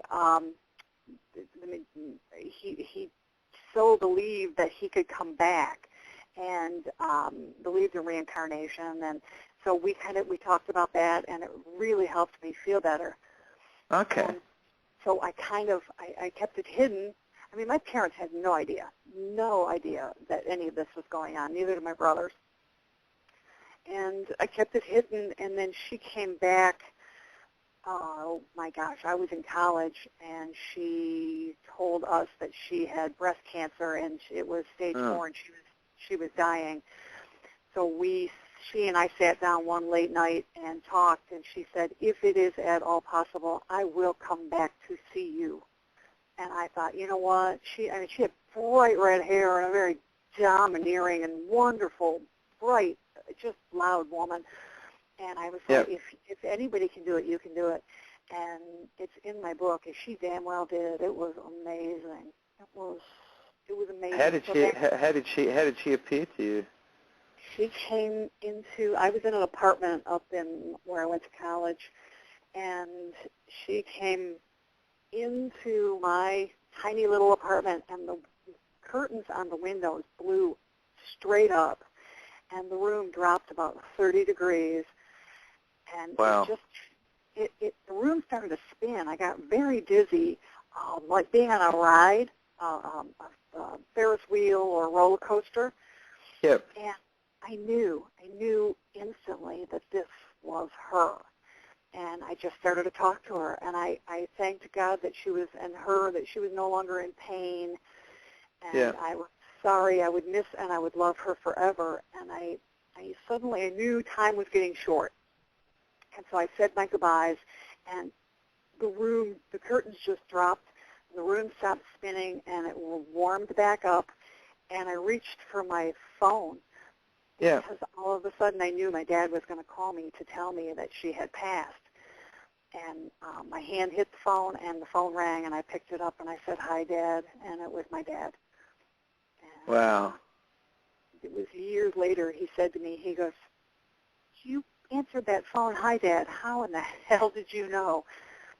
So that's when I told him, and that's when he and I started to talk about it, and found out his beliefs were very similar, and it was neat. Well, that was one of the questions I had, actually, was I found with a lot of gifted people that it seems to be a thing that runs in their family, but with you, by the sounds of it, this didn't run in your family? No, it did very much. It did? Okay. Yeah, as it turns out, once I published the book, and I was at the book launch, my brother looked at me and he said, "This is the same little boy that I saw. I thought it was a figment of my imagination." Oh, wow. I was like, no. I hate to tell you this, but no. And my dad had a childhood imaginary friend. He lived in a very old farmhouse around in Michigan, and he described this little boy. It was the same little boy that I saw when I was young. So it had followed him. So my dad has it, and then on my mom's side, her grandmother read tea leaves. Oh, okay. Yeah, I mean, which is kind of a lost art. Now everybody either does tarot cards or some kind of angel cards. But she was really good, I guess. One part of your story that struck me before was I actually had a similar experience with my uncle. I was very close to this uncle, and so were my kids. And he'd been diagnosed with cancer, and it spread through all his bones and everything. So he was terminal, and I said to him, make sure when you pass you come and say goodbye type thing. And I remember one night my daughter woke up crying, and I went in to her room, and I was in a tropical area at the time, so there's no such thing as cold. And so I walked into her room, and it was absolutely freezing. And I sat down next to her. It wasn't a frightening feeling, if you know what I mean by that. It was cold, but it wasn't frightening. And I just sat down and started consoling her and that, and then all of a sudden her little piano keyboard thing in the corner started playing music, which is actually no mean feat considering the thing was unplugged from the wall. And that sort of freaked me out a little bit, but then the funny thing is I was freaked out, but I looked down at my daughter, and she had a massive smile on her face, and she was laughing. Oh. And she was looking over at the keyboard and laughing, and I thought, well, if she's not freaked out, why am I freaked out? This must be my uncle. And then it sort of went away as quick as it started, and then I settled it down and put it back to sleep, and then within an hour after that, I got a phone call that my uncle had passed. Oh man! So he did. So he did, yeah, he did. He did. I really believe he did come and say goodbye. I have no other explanation for that particular goings on. Yeah, so, I mean, well, I think it's really nice when those things can happen. Oh, it's beautiful. What a gift. Yeah. You know, what a gift. He either came to see you on his way to heaven or after he'd gone and come back. You know, I don't know. That's the question I have. But that's exactly right. But he promised he would, and he did. And I always remember that as something really, really amazing. Well, I like the way that you just instantly you knew. I did know. Well, at first I was freaked out when the piano started playing because I knew it wasn't plugged in. I knew it wasn't plugged in, so I'm looking at it going, oh my God. and then I saw my daughter was having an absolute blast with it. And so I was left thinking to myself, well, if she's not freaked out, she's obviously seeing something I'm not seeing. Yeah, and who am I to take that away from her? Yeah, so I just sat there and enjoyed the moment with her, and then it went away as quickly as it started. And so, yeah, that was amazing. But anyway, getting back to your story, we can't spend too long on my story. Once you sort of got into high school and you started working on this with your friend, what was how did it sort of move ahead from there? Really kind of then stopped and then started again about my senior year in college, which was when my aunt passed. And then I just kind of sat with it for a few years. But, you know, there were things that kind of, they stayed there. I didn't push it to grow it. I just kind of let it be. I think that was what I thought it was supposed to happen, was just let it be, let it stew, let me adjust to it. I used to know when the phone was going to ring and who was calling, and if, you know, I'd get a little, like a tickle in the top of my brain, and I'd be like, oh, somebody's coming to the door, or, you know, things like that. And I just let that be and went on and then met my husband, and we got married, and then our son, well, it kind of continued, and then it got stronger. A girlfriend of ours passed away, and I knew. She came to see me in the house that we still live in. Yep. And my husband, who really just went along with me but didn't believe me, but he didn't disbelieve me. Good husband that he is. And he saw the look on my face when I looked down and I saw her hand touch my shoulder. And it was beautiful. It was perfect. It was a perfect hand, and the skin was gorgeous, and it was kind of iridescent and just beautiful. And she touched me on the shoulder, and I could feel her energy and kind of see a swoosh of energy, and it went up through the living room ceiling. And I turned to look at him, and he's like, "What'd you see? What'd you see?" And I said, "Oh, my God." I said, "Our friend, she's gone." And he just kind of leaned back against the kitchen sink. He was like, "No." And I was like, "Yeah." And then the phone rang, and it was our friend to let us know that she had just passed. And wow. My husband, he goes, "I know, she was just here." And, did he? yeah. I kind of looked at him. I went, "Oh, well, thanks." You know, he believed me. So it was a cool thing. But I still, hopefully the husband didn't, like, kind of just. Did he believe you, or did he see something too? He was just so devastated that I really don't even think it registered with him. Okay. Which is okay. That's not a bad thing. But yeah, and our son just adored her. So now the angel on our tree is named after her. Oh wow. Yeah, okay, so as a kid, your gifts were kind of on an empathic level, but you also saw spirits. But then as you got through college and you sort of developed your skills further, you sort of started developing it into psychic and kind of mediumish abilities as well. That's been in the last couple of years. The biggest, it's been small things like, "Oh, look out, turn, get out of the way, this car's going to back out," those kind of things. And I'd hear those in, like, the top of my head. Over the summer, in the spring, I have a girlfriend that lost her husband. And then my dad passed in June. And I have to say, he better quit playing with my electricity because he's making me crazy. But it's just, I'm replacing light bulbs like it's an insane asylum. But she called me. She couldn't find her past husband's wedding band. She said, "Can you help me find it?" And I was like, "Oh, I've never done this before." I said, "Well, I'll call you back." So I sat back on the couch, and I asked my spirit guide for help. And I said, "Please, this is an amazing woman that's very sad. She would like this vestige, this solitary gold band of her husband's. Please help me see it and help her find it." And our kids went from all the way through school together. I've never been in her house. And all of a sudden, I could see this kitchen.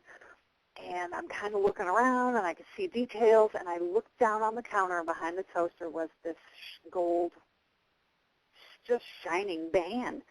And I was like, "No, I wonder if this is real." So I thanked my guide, and I called my girlfriend, and I said, "Okay." I said, and I described her kitchen, and there was this doorway out, and I said, "That must be mudroom to the garage, to his truck, to, I said, "His wedding band is on the counter behind the white toaster." And she hangs up. And I was like, "Hello," And so a half hour later, I call her, and she's like, "Oh, I'm so sorry." She goes, "I found his ring." And she said it wasn't on the counter. And she goes, "By the way," she goes, "the toaster broke just before my husband died. It's stainless steel now. It's not white." And I'm like, "Well, they showed me white. I'm sorry, But she said they had decided to put their wedding bands, because he was a landscaper. And so he didn't lose his ring or hurt it. He put it in the original box in her jewelry box. She'd forgotten they did that. But she said if I hadn't told her she said that's where he always put his ring. And she goes, "You described my kitchen exactly, and that is the mudroom, and that's where his truck is, and outside there." And I was floored. Never done that before. So now that's what I'd like to move toward. Yeah. Helping people, and whether it's finding things or telling them.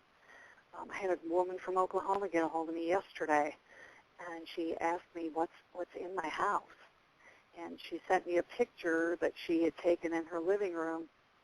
And I said, "Well, I can't see anything in the picture, but I think you have a young kid and you have an older gentleman." And she's from Oklahoma, and I said, "I will pretty much guarantee you he's Native American." Yep. huge settlements out there, and so she was floored. I said, you need to have someone come in and either bless your home or, because she'd been sick for a month, literally physically ill. And I said, yeah, they'll do that. They want you out, or there's something they want from you, and they're trying to get your attention. And so I said, they'll do it any way they can. And so she's going to get an Indian chief, shaman, not a chief, but a shaman, a Native American medicine person, a shaman, a priest, and have them come in, and they will do this thing. It's called saging, and you smoke bundles of sage, and that drives spirit away. That drives spirit out. And I told her to please let me know what happens. But I know there's something there just by looking at the picture. And I don't know how I know that. I just do.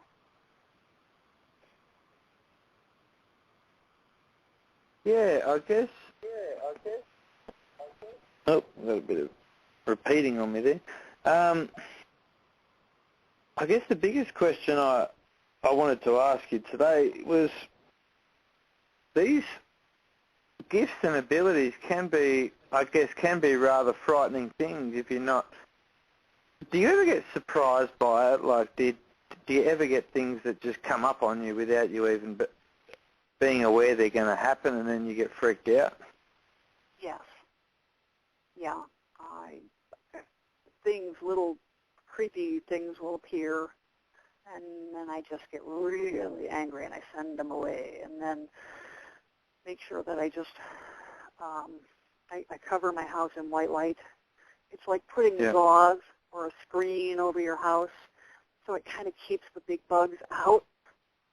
Yeah. And just lets in the finer things. And, but yes, that had a great-grandfather up here. Scared the life out of me.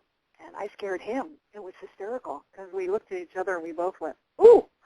And then I started to laugh, and it took me days to figure out who this was. I've never met him. I have one picture of him, and he appeared in my kitchen, and for days I walked around the house going, that was so cool, but who the hell were you? And then I walked by this one cupboard where I've got all our family history stuff, and I flopped to the floor going, oh, I think I know who this is. Ripped through pictures, and it was my great-grandfather on my mom's side. He even came back. He came back with the same hat on, the same shirt, tie, the same sepia tone effect of the picture, because it was an old picture from like the 30s, 40s. And it was that, but that I would not have known who it was if he hadn't done that. That's a funny question. If you freaked him out, I think it kind of begs the question. Like a lot of people say that spirits are drawn to gifted people, so the spirits seek out the gifted person. If you freaked him out, it makes me ask the question then, is it the gifted person that seeks out the spirits? Yeah, I think this time it was the two of us. Yeah. My mom, she was one of his favorite nieces. Okay. And so she was telling me about him, and we were laughing, and I thoroughly enjoyed the story. So we had just talked about him sometime in the week before, and right. He came back to see his favorite niece's daughter, and just to check it out. And that's my own explanation, and that's the one that hits me correctly. It kind of hits me like, yeah, that's really what I think. And but I did surprise him because I leaped around because I knew there was somebody behind me. The house was empty except for me and our dog, and I knew somebody had come in the house, and it was just creeping me out. And I had my back to the doorway, and so I leaped around. The moment of surprise. Yeah. That was the last thing I expected to see. Yeah, well, that's amazing. He must have been trying to show himself, not to you or something, and then of course came to you and then freaked himself out, so to speak. Well, yeah, but the question I've always had is did the way I did it surprise him? Because otherwise, why would he come back so I'd recognize him? Yeah, well, that's an interesting thing. Like you said, he showed up exactly as he was in the photo. Yeah, he did. So he's shown up exactly the way. He must have known that you would find that photo. Yeah, it took me a few days. I walked around the house scratching my head thinking, all right, there was a reason for the effect. What was the reason? Yeah. I think they're quite deliberate. I think it's very deliberate. The way they do things, like they play a piano that's not plugged in, and so this gift, as you were actually developing it, obviously you would. I mean, can you really turn off an empathic ability? But how do you lessen it? I use white light, and I learned a new technique recently in the last couple of weeks from a psychic, and she uses like screen doors, one in front of her and one behind her, and the same premise. It catches things and doesn't let everything through, and it just kind of slows things down, and so they don't come zapping at you constantly. It's a perfect thing to use. The white light for me works like a gauze or a real light filmed fabric, and for years I couldn't go to big events like a circus or a big show like an auto show because it was just way too much because I felt everything. Yeah. And I'd end up with a migraine. So of course, yeah. Yeah, and now with this, I can do all of that, and it's fine. It doesn't, plus I guess I'm used to it. Because at the moment, it sounds like you mainly get visitation from previous loved ones. Does your ability go to the extent where if someone comes to you and says, I want to contact a loved one, are you able to contact them as well? No. No? No, not yet, and maybe never. I don't know. I've prayed for that and worked toward that. I think I have to get deeper into my meditation and work that way. I do get like odd, strange appearances. I think it's either people that have died on the road out in front of our house, which is kind of a busy road, things like that. And two, I had a psychic tell me one time that I was like a candle in the dark, and these spirits that are maybe not grounded or not dedicated to heaven or to a location on earth, they come and seek that light out. They want to see what it is. Yeah. So they will pop in, and I've had things like in the shower one time, somebody popped in, and it was like, oh no, we're not doing that. That was just scared the life out of me. That was not fun. No, my husband, I'm yelling in the shower, and my husband comes knocking on the door. You okay in there? I'm fine now. Yes, it's probably not the kind of place that you want to actually be having visitations. No, it was creepy. It was my time, And like, am I right in saying that no matter how much you protect yourself, sometimes the malevolent still make it through? Yeah, because I think really if there is that much of a will, that will happen. My beliefs, I believe very much in God, and I pray every day to a Father God and to a Mother God, because I think I was designed more after a woman than after a male. But I'm also a a huge believer in Mother Earth, and I love to be barefoot. I love the feel of the ground. It's grounding to me to be connected. It takes away so much. It's unbelievable. It takes away so much static. And so I try my best to do things like that, and to the white light around me, and to be, a good enough person of spirit and of mind, and in friendships, and as a parent, and as a wife, to be careful, and to, not earn that kind of a visitation, something bad. Right, yeah. Because I'm a paranormal investigator, and I always say to people within the field that people always ask me, how do you protect yourself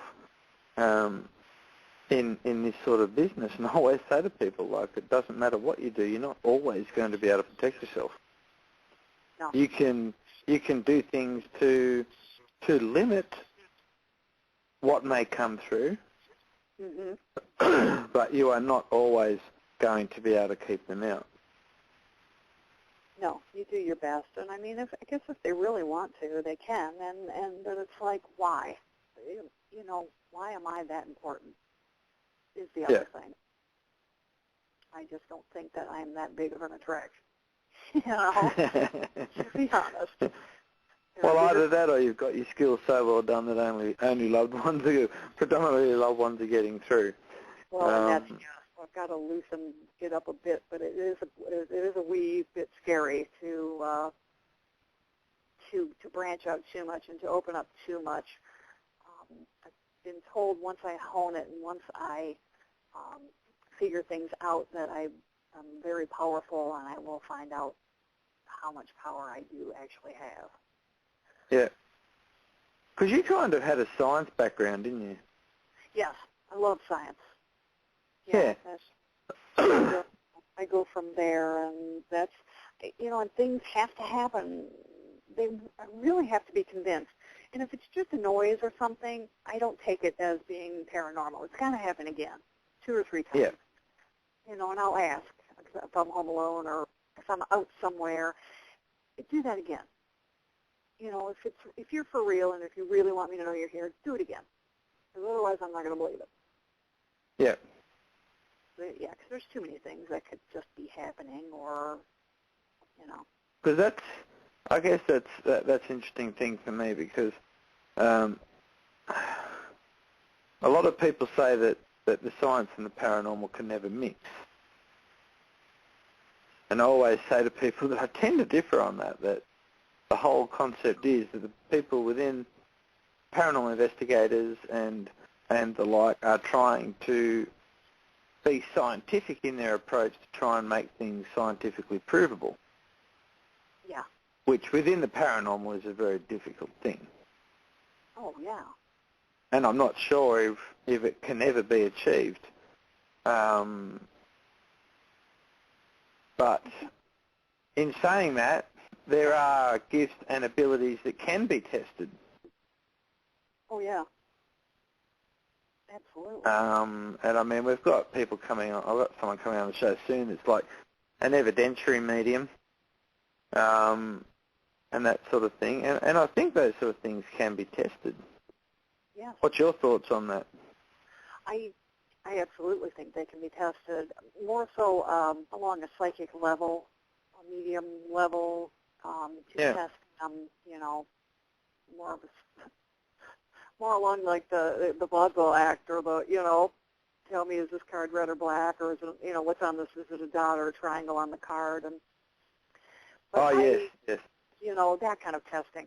But I really think that the sciences, I think all of this, I think it is a science within a science. I think that the metaphysical and, because you've got, I don't know if I can explain this correctly, but the science that they're doing, like they've got you've got your meters and your recorders. I love that when it's married with somebody that maybe is an empath or maybe is a medium or a, and when you can marry the two and then they go off and give separate results and then they show the results together and how close and quite often they are right on. Yeah, yeah. I enjoy that, and to me they are two sciences that we're bringing together. I think you can't. Yeah, really... I've been trying to get scientists involved in this sort of stuff because I thought it's the only way that we're going to be able to work things if we actually get more science-based, like scientists involved. But I've tried to get old school scientists, but they seem to be a bit hard ass on it, and they kind of turn around and go, "Oh, we deal in absolutes." I said, "Well, that's what I'm trying to do." But I've actually had to go and actually get scientific people who are still going through university. Oh, perfect.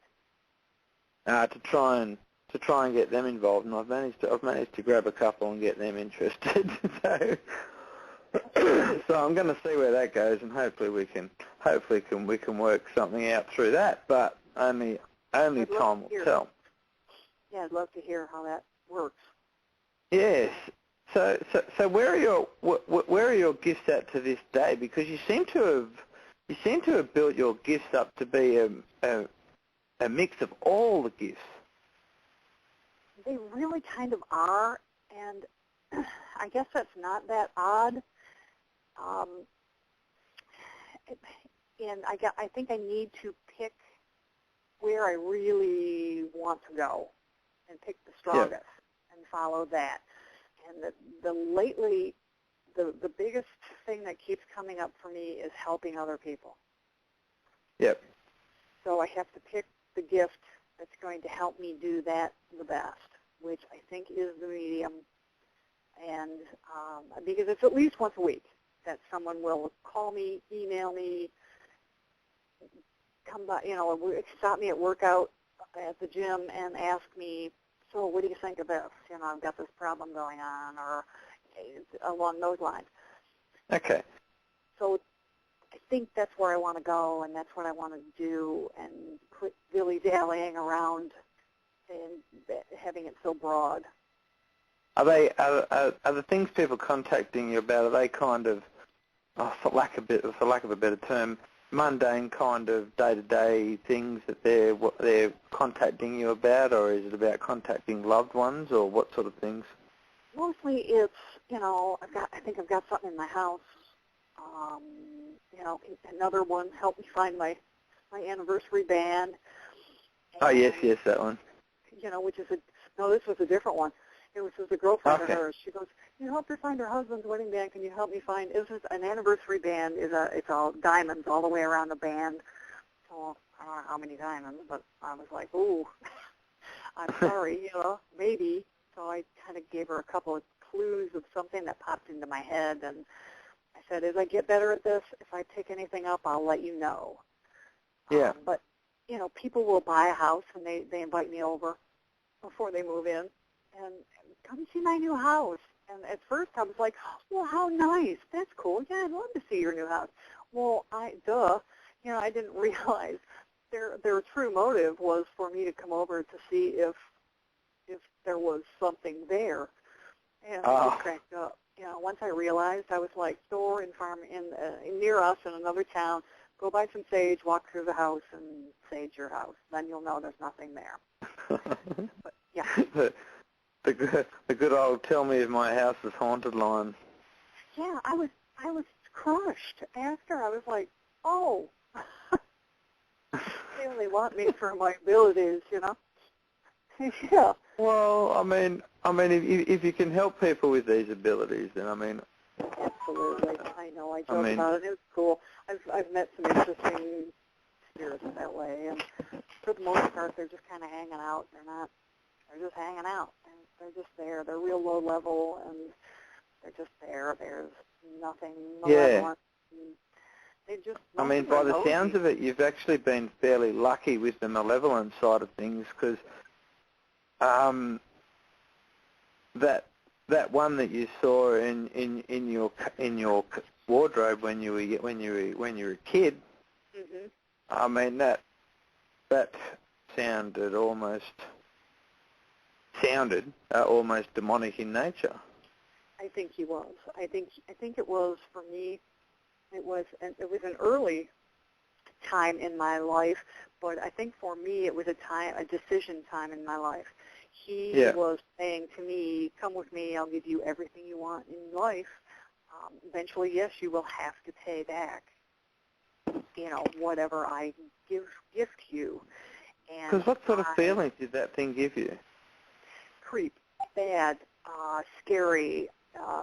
That it was promising me the world, but then at the end it was going to take the world back from me. And I don't know what the pain So it was trying to get you. It was trying to get you to make a deal. Yeah, absolutely. And I really, even at 12 years old, knew that. And I laid there scared to death. I couldn't even turn on my bedside light. I was just petrified. And I started to pray to God. I mean, we didn't grow up really religious, but it just all of a sudden popped into my head. And I was like, oh. So I said the word God, and this thing in the closet backed up. And I was like, oh. So that was my clue. And by the way, that thing did come back a few years ago to check on me here in this present house. You've seen it again since? Yeah, I saw it down the hall. I was in the bathroom, and I was drying my hair, and I saw it in the reflection of the mirror down the hall. Right. I blew up. I literally just yelled my way down the hall at this thing. It just, I'm glad nobody was home. I scared the daylights out of them, and told them, why would you think I would be any more prepared to come with you than I was then? I'm stronger and wiser and more dedicated than I was then. I said, don't ever come back.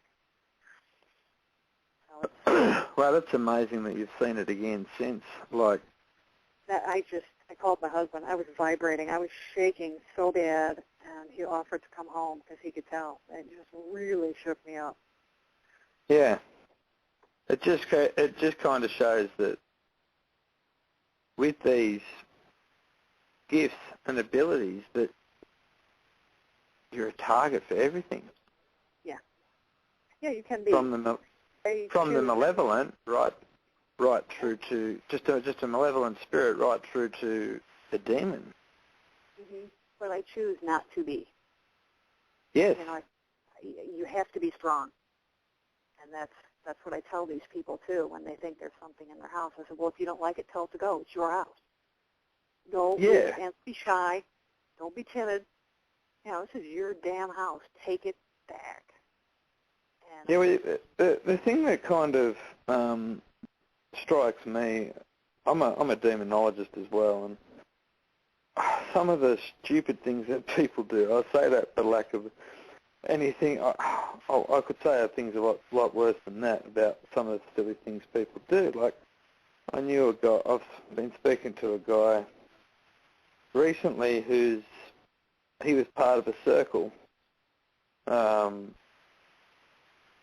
in another large town in Australia here, and he decided that he and his circle stumbled across something, a spell or something to turn someone into a portal. Into a what? And he thought, turn someone into a portal. Oh. And he decided that it'd be a really cool thing, so he put his hand up for it. Oh. And I mean, people have got to stop and think about the power of what they're dealing with. Holy cow. This guy is now almost in I would have to say, a full possessed state. Wow. Now, and from what I can gather, there's at least 5 or 6 entities within this person. Oh. That proves to me is that they just thought it was a game, that this isn't real. I really think he did. I really think it is real. I think he decided the cool sound that it would be cool to have it done. And now that it's been done, he's approaching me going, hey, what do I do? And I'm going, whoa, man, this is, I need to get to you ASAP. Well, and I I have a girlfriend that's a hypnotist, and she has a friend that does this, actually helps people divest themselves Yeah. of spirit. She helps them possess themselves. Yeah, to helps them to remove. She said. To remove them. Okay. Yeah, and that's. Yeah. She does it all the time. Shocked. Yeah. Yeah. Yeah. Yeah. Well, I'm making plans now to go and see this guy, but Cool. I'm still talking to him. Like, this is the part I don't believe. He's contacted me, absolutely freaked out, and I'm actually having to contact him and try and get him to the point where he's ready for help. Ooh. Because he's actually umming and ahhing about whether he wants the help or not. Well, do you know at any certain time which one of him you're talking to? Well, that's exactly the thing. He can bring them in and out at will. Wow. Are you sure That's he's not? That's kind of the serious. And of course, I've got to sit there and try and weed out the possibility of whether this is mental illness or not as well at the same time. Yeah. So I'm in the process of doing all that now. But this is like a warning thing, you know, that I'm bringing this story up, that people need to be aware of what they're messing with. Exactly. Yeah. Exactly. And there's only a certain amount that you can actually protect yourself. Truly. And yeah, and I mean, even and in saying that, even your giftings, it's almost like a portal directly to you, isn't it? Sometimes, and so yeah, I keep myself grounded, and when I want nothing, I'm totally shut off. When I'm accepting visitors of a sort, I'll open myself a little bit. But you have to be careful because you'll go into any type of just kind of a meditative state. Just daydreaming is enough, and it opens you up enough to have something appear, or all of a sudden I'll hear footsteps or something, and it's like, oh, okay. Yeah. Yeah, like it's I speak to a lot of empaths and a lot of people with these giftings. Well, for lack of a better term, I often look at them and think, oh, gee, I don't think it's much of a gift, just quietly. But yeah, it's something that you've got a lot of guts coming out. Oh, to make it public too. Well, and it surprised my family.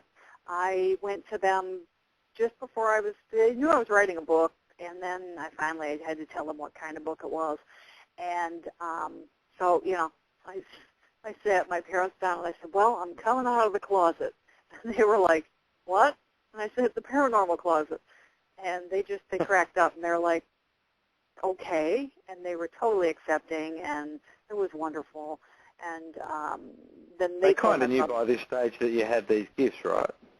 Pretty much, because when I go to the door and open it before they come down the sidewalk, or I'd pick up the phone and I'd say, hey, Mom, hey, Dad, what's going on? And then, after a while, you do pick that up. Or I'd tell them, I'd say, hey, I had the feeling that so-and-so was going to call you. How'd the conversation go? And then they didn't even ask, how did you know anymore. They just kind of were like, they'd forget about asking that and just go right into the conversation. And they just work it out. Yeah. It was interesting, though, with some of my girlfriends. They were totally surprised, and at first a little bit of jokesters about it and little teasing, and then pretty soon they were all like telling me stories and experiences, and that was just kind of like, okay, Yep. So we're good, and it really didn't matter. It really didn't matter, because I've gotten to the age where it's like, whatever. I mean, this is my life. Yeah.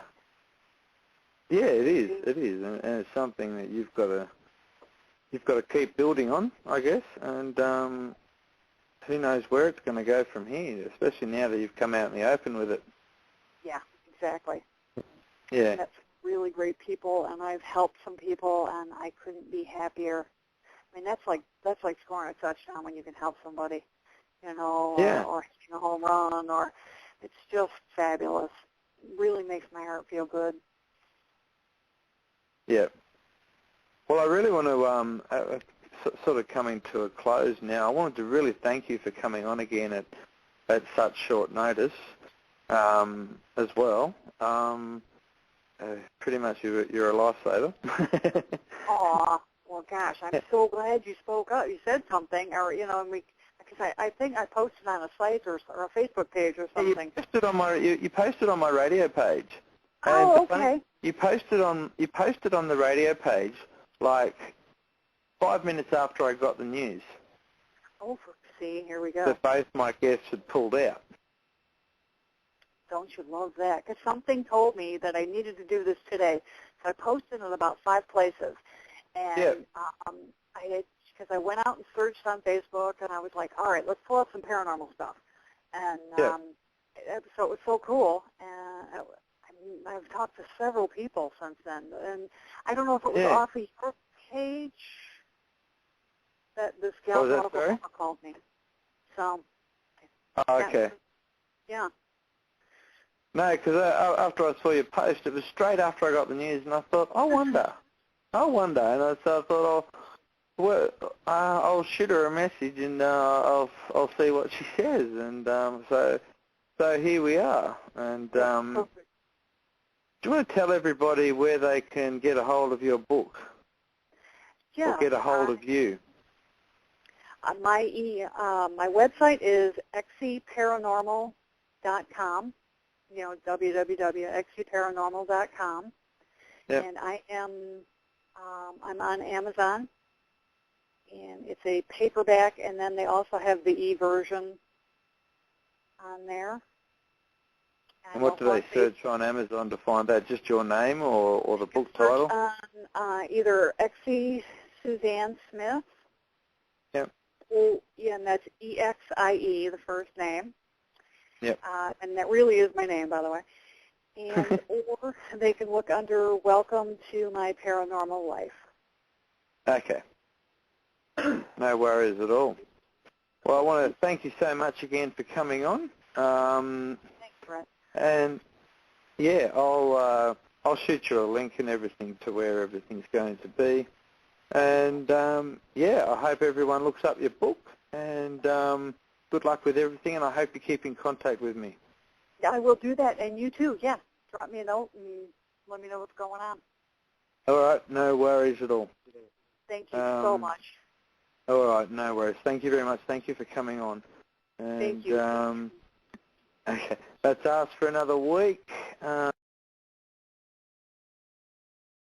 I just want to thank the guests for coming on tonight, all our guests. Next week we've got a great show with Jeff Harshbarger and Joe Bradley from the UK. I hope you all can tune in then. We've also got a second show next weekend, so look at it. That's with Carol Malone from PAC. That's going to have some amazing stuff about some of her investigations, including some of the stuff she couldn't talk about last time she was on. She's free to talk about now. So I hope you can tune in then and just play a little zombie bit now, and then the outro, and hopefully you can all tune in next week. Thank you. This is author Edwin F. Becker. My success with 1-800-RENT-A-GHOST has been such that I have a whole new enterprise. It is for those that are out there thinking, man, I can't wait for that zombie apocalypse. Well, I have the answer for you. Dial 1-800-OWN-A-ZOMBIE.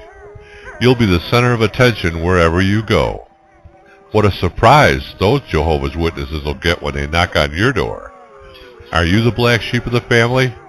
Just think of the terror you can bring to the next family gathering. I'll bet you never knew fat old Uncle Ned could jump tables and run so fast. Or, take your zombie to the next high school reunion. Have you ever seen a zombie twerk or do the Harlem Shake? And then go after all those a-holes that made fun of you in high school. Laid off from your executive job? Take your special friend to the boardroom to help you say farewell to your boss. You will add a whole new meaning to budget cuts. Neighbors giving you a problem making noise? Introduce them to your new pal and stand back, because all will be quiet very soon. You'll be waiting for the next a-hole to look at you and say, "Bite me," because anyone who gives you the finger really does give you the finger. Dial 1-800-OWN-A-ZOMBIE. Order now and get the new book, Sewing on Limbs Can Be Creative. Not responsible for infectious disease, death, mayhem, severed limbs, cannibalism, paranoia, loss of sanity, nor that god-awful stench. And one more thing, there will be no returns. Ha ha ha ha ha ha ha.